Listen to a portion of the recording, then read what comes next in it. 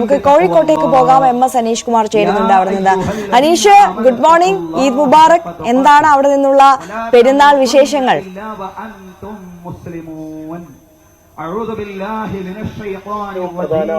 ആഘോഷം എന്ന് തന്നെ വിശേഷിപ്പിക്കാവുന്നതാണ് ബലിപ്പെരുന്നാൾ.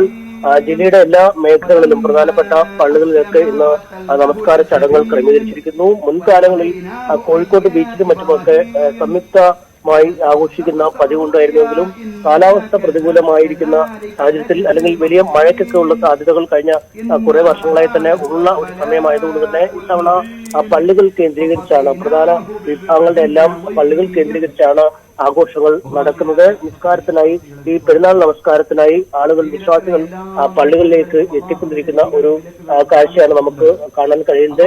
ഹജ്ജ് തീർത്ഥാടനത്തിന്റെ ഭാഗം കൂടിയായുള്ള വലിയ ആഘോഷമായി കൂടിയാണ് ബലിപ്പെരുന്നാൾ ആഘോഷിക്കുന്നത്.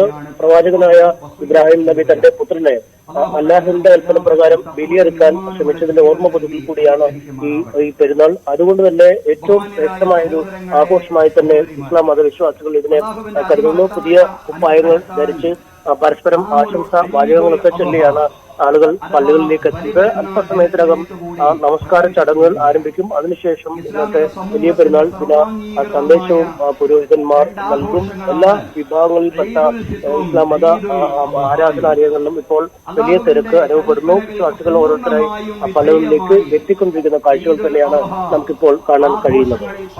തീർച്ചയായും MS അനീഷ് കുമാറാണ് കോഴിക്കോട് നിന്നുള്ള വിവരങ്ങൾ പങ്കുവച്ചത്.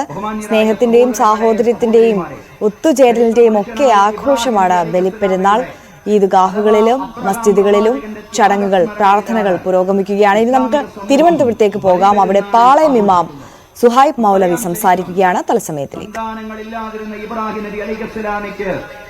അല്ലാഹുവോട് ശിരസ് നമിച്ച് പ്രാർത്ഥിച്ചതിന്റെ ഫലമായി, അല്ലാഹുവോട് ആറ്റുനോറ്റ് പ്രാർത്ഥിച്ചതിന്റെ ഫലമായി വാർദ്ധക്യഘട്ടത്തിൽ അല്ലാഹു സന്താനത്തെ നൽകുന്നു.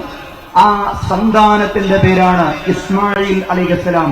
ഇബ്രാഹിം നബി അലൈഹിസ്സലാമിക്ക് ആദ്യമായി ലഭിച്ച അരുമ സന്താനം ഇസ്മായിൽ അലൈഹിസ്സലാം.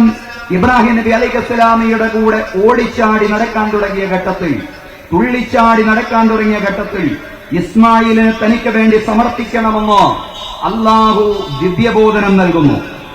ദൈവകൽപ്പനയെ ശിരസാ വഹിക്കുന്നതിന്റെ ഭാഗമായി ഇബ്രാഹിം അലൈഹിസ്സലാം ഇസ്മായിലിനെ ബലി നൽകാൻ തയ്യാറെടുക്കുകയാണ്. അള്ളാഹുവിന്റെ കൽപ്പനയാണ്.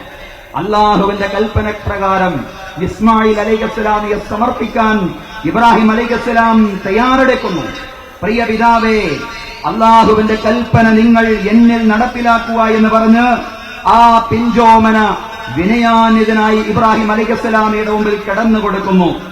എന്നാൽ ഇസ്മായിലിനെയോ ഏതെങ്കിലും മനുഷ്യക്കുഞ്ഞിനെയോ ബലി നൽകുക എന്നത് ദൈവിക ശാസനയുടെ ഉള്ളടക്കമായിരുന്നില്ല. മറിച്ച്